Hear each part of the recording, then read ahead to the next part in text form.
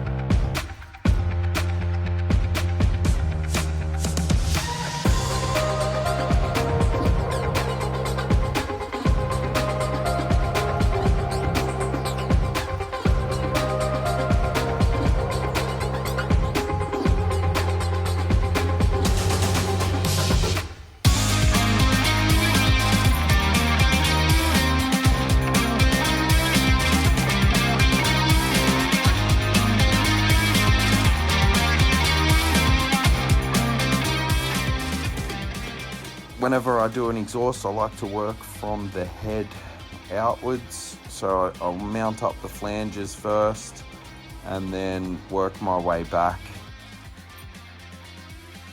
to get a set of pipes that look real good. It's all about the lines.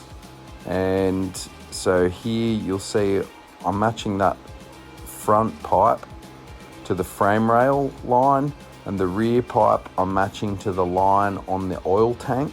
Just working with the lines that we've got there already, and then we're going to go into the dual up sweep.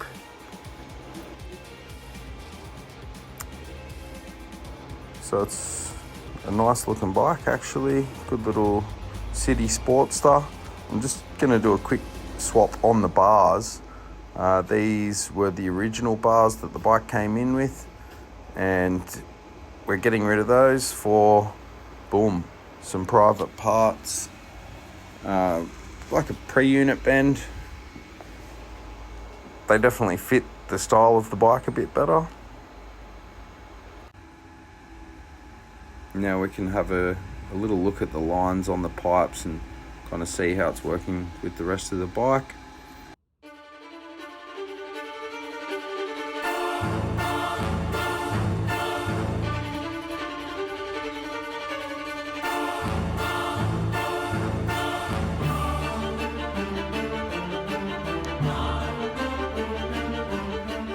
Guys and girls, welcome to Dylan's little sporty build. So we've tacked up some pipes for it, as you can see. The frame we got from Melbourne, from our mate Tim. I believe it was a Whiskey Throttle garage build or something, and it was surplus to their needs. So I told Dylan to buy the frame, and we'll chuck his motor in it and go from there. So Dylan's request was some, and I'll use his terms, aggressive upsweeps for some pipes. I had drawn something up for him a little more laid back, and I thought let's go full on aggressive. They look pretty sick, if you ask me. So basically what I've got to do is just fix up a few things on the bike for him, mount the rear wheel, get the calipers sorted, wheel spacers. Gonna do another seat pan because that one's gross. What else? Just finish off the pipes and do a sissy bar as well. So what else have we done? We've chucked some private parts, little pre-unit bend bars on there. Thanks, Jared. Awesome as always. And this has got like a little, I think it's a lowbrow tank. It's a lowbrow hardtail that's been welded on. The frame has actually been redone all up at the neck and the stem, so it looks a bit different to the normal sporty that has that big neck gusset there. This has the more big twin style country bar setup. So he's got a 6-over on it. Looks pretty sweet. This is actually kind of the angle that it sits on, as you guys would have seen already in the video. So it's sissy bar and rear wheel sorting out time. Now, I just measured a standard swing arm, and a standard swing arm is 220 mils. And here we only have 200 to play with. So it's 202 at the back of the plates, and it's about 205 at the front of the plates. So nice job. It's 20 mil narrower in here than a normal Sportster. So I want to try and use the stock rear caliper. So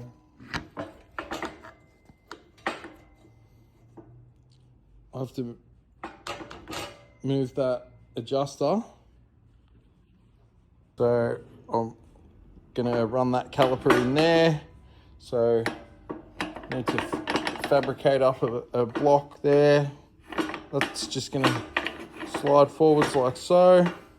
Yeah, we'll get that in there. See if we can sort out this rear wheel first.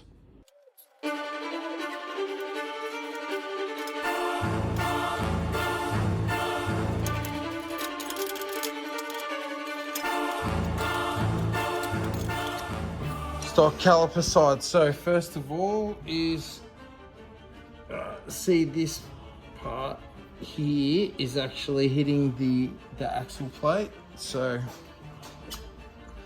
we'll try and slide it backwards and forwards. So it puts a little bit of a witness mark on that caliper. Aside from that, we might have to go to like some countersunk bolts here, but then also look at how far the wheel is actually over. The wheel's so off center. So being a spoked wheel, that's all right. I can pull this rim across.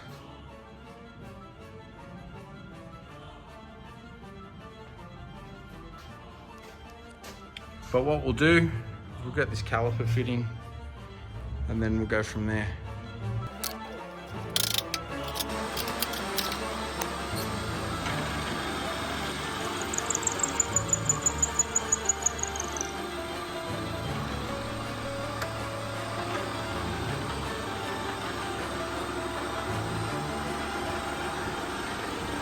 So I just ended up jacking the frame a little bit.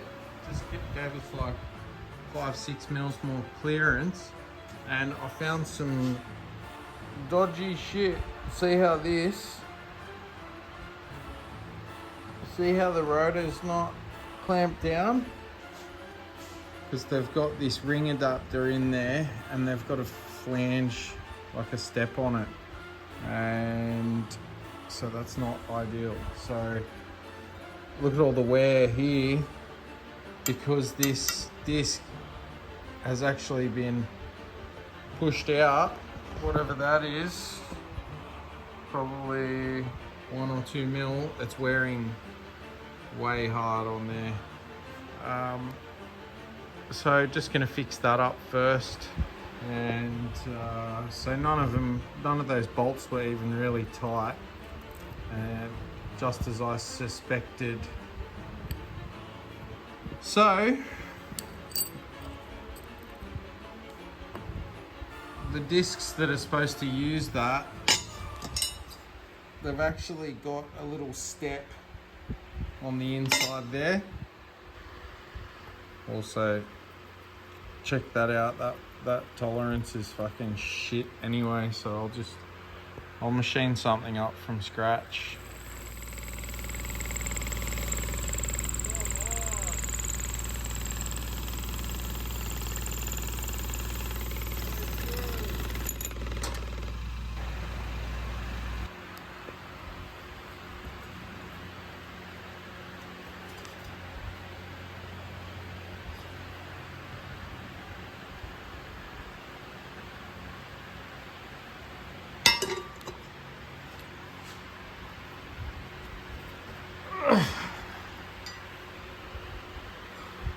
Just tap that down. So there's the one I machined. You can see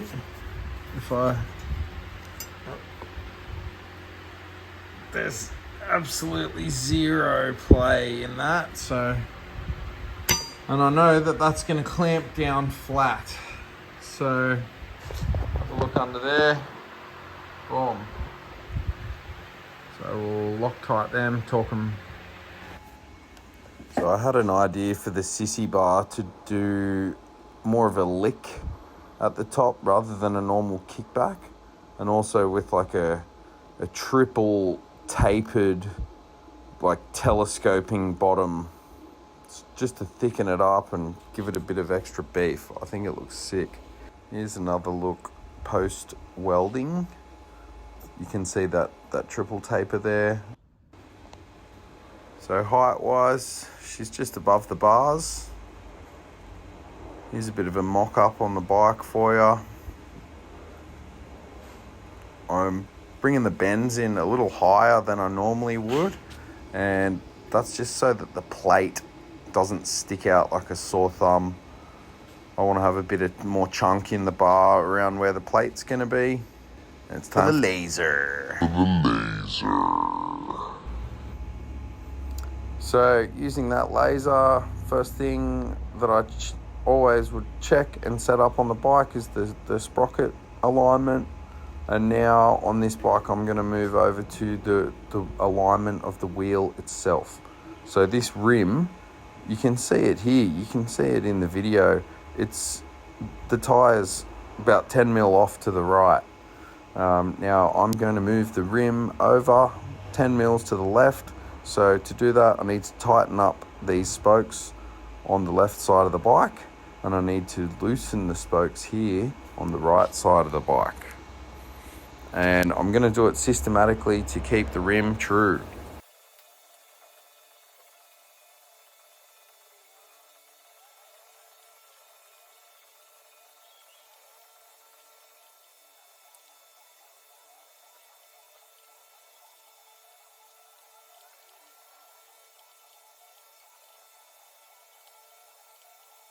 So you can see what I'm doing here is I'm working my way, doing a quarter turn at a time on each side of the wheel. So I've loosened off the right side and I'm tightening up on the left side. And here's a bit more of a close-up.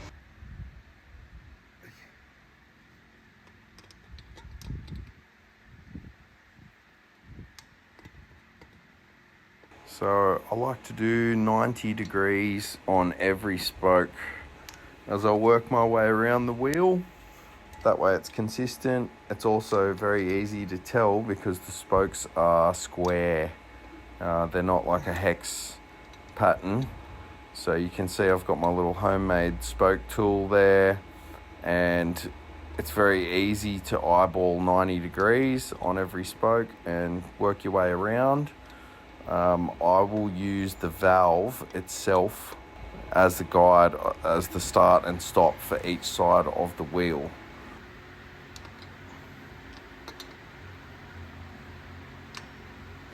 And remember, we're moving the rim to the left, so that means I need to tighten the left side and then loosen the right side. So we're going lefty loosey, 90 degrees at a time. We're not going to lose track of any spokes because we're systematically working our way around, using that valve as the start and stop guide. The fact that we've got to move the rim over 10 mil, I reckon that's going to be probably about 8 goes on each side. So I'll just fast forward this and we'll move along. And right, so that's moved over to where I want it now. It's in the middle. I've got plenty of chain clearance, and now it's time to fill some holes in the fender. So I have no idea how all these holes got there. It's probably a previous owner thing. So to weld that up, a little trick I've got for you is chuck some aluminium or some brass or some copper or something on the back, and that way when you're welding up the hole, you're not going to get all of this unprotected area on the other side where you're getting no gas flow. And it's going to act as a bit of a heat sink and also a bit of an argon dam, just to trap a bit of that gas in there.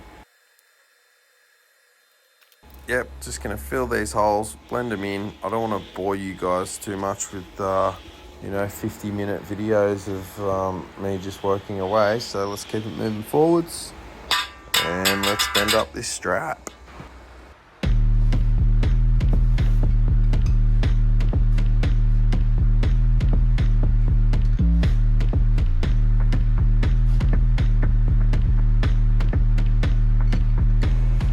I feel like I've gotten pretty well acquainted with this flat bar bender now.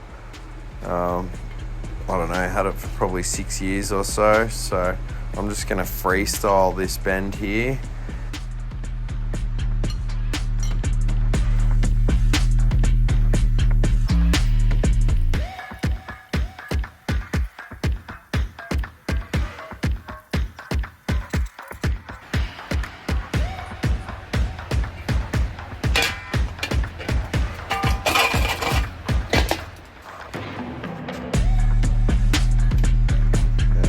Chuck it in the hydraulic press to bend those tighter little bends.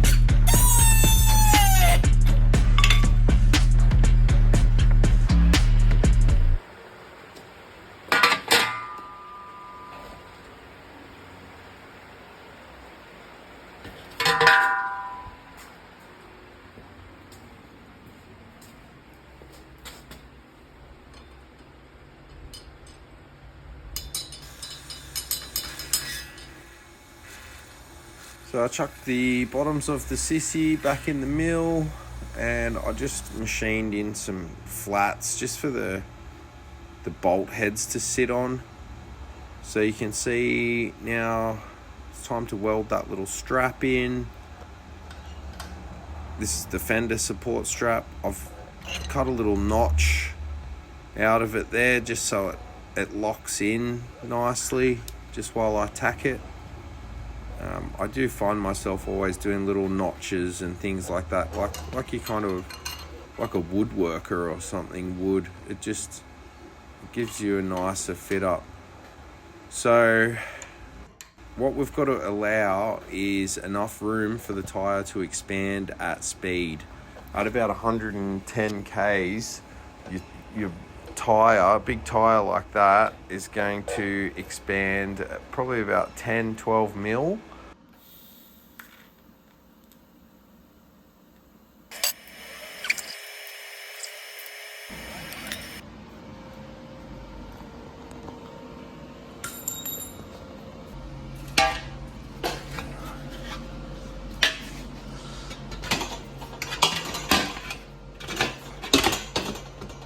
God, that's a good fit.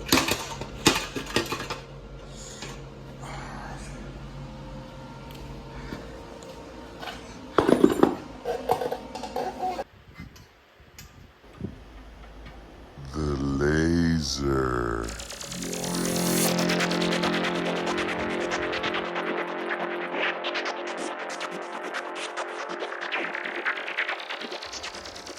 Alright, she's looking pretty good. I've just got to do the final welding there on the strap and the little plate mount and stuff, and then I'll give her like a final little brush and polish. So let's get into that.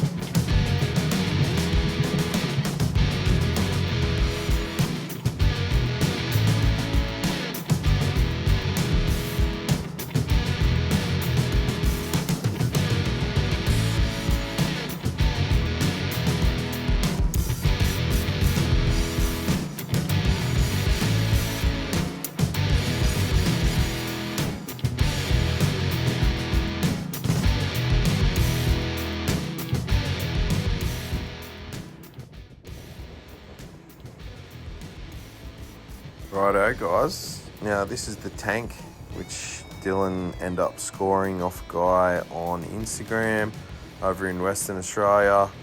Can't remember his name, but tank's not too bad. It's apparently an old original Wassel.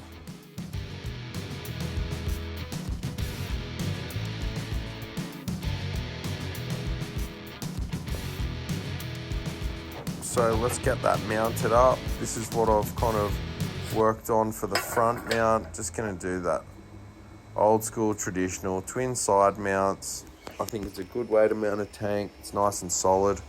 So let's zig and zag.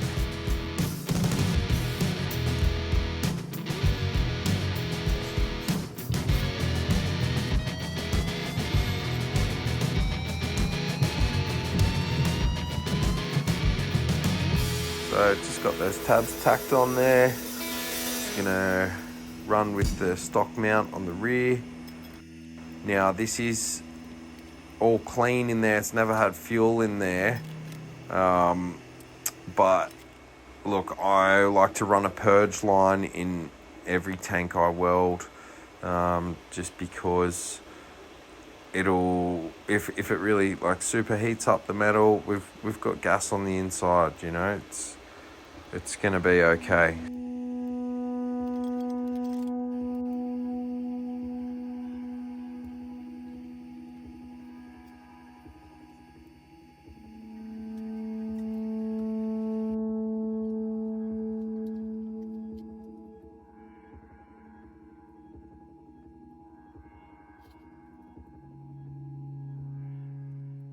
So that's that little block I was just welding on there, just for the rear brake.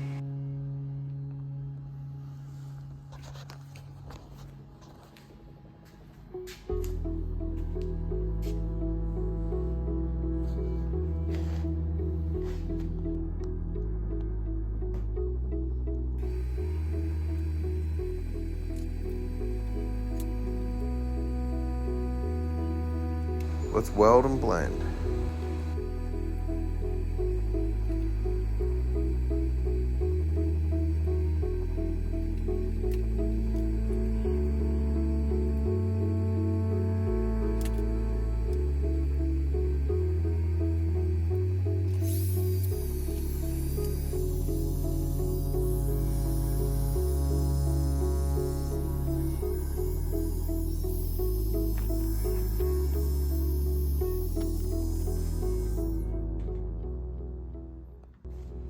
Righto, let's have another little look, see. Just looking pretty sweet. Love that tank. It's something different to every other Sportster, every other Hardtail Sportster anyway. Righto, so it's time to fab up a little battery box.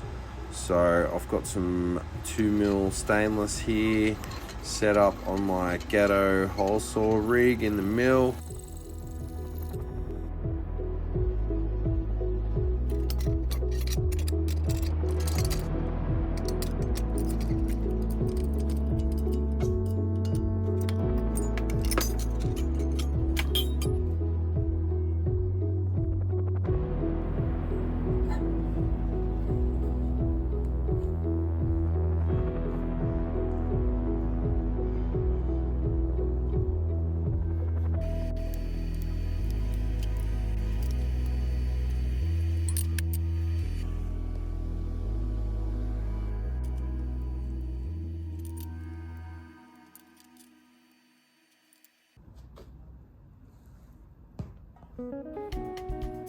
And there we have a nice little battery box, guys.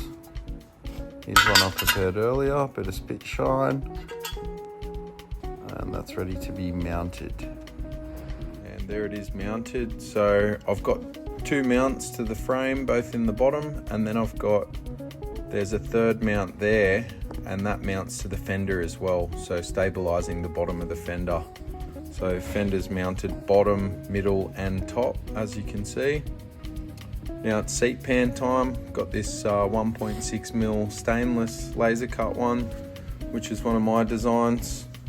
It's a really nice looking shape. And we're doing a sprung cobra, so it needs to be reinforced with a bit of flat bar tacked up there. As you can see, that's 5mm by 30 flat bar. Now I'm going to give it a bit of a contouring just to give it a bit of shape.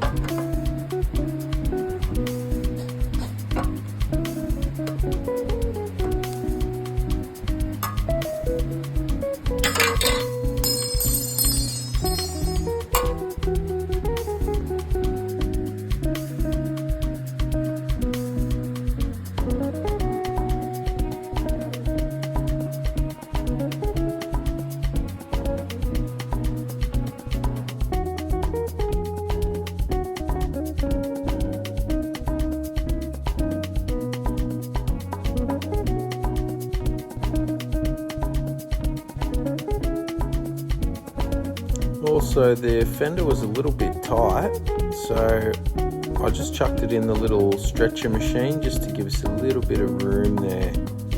And we're just going to stretch down that edge there and just bring it out a bit like that.